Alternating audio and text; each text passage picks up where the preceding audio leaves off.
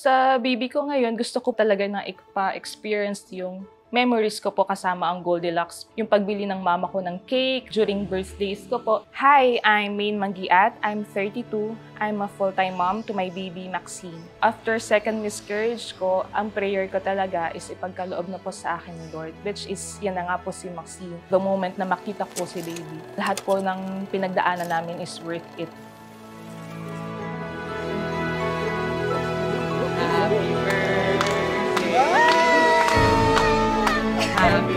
Actually, hindi namin ina-expect na makukuha namin. Na-surprise kami. Sobrang natuwa kami. Yay! Happy birthday!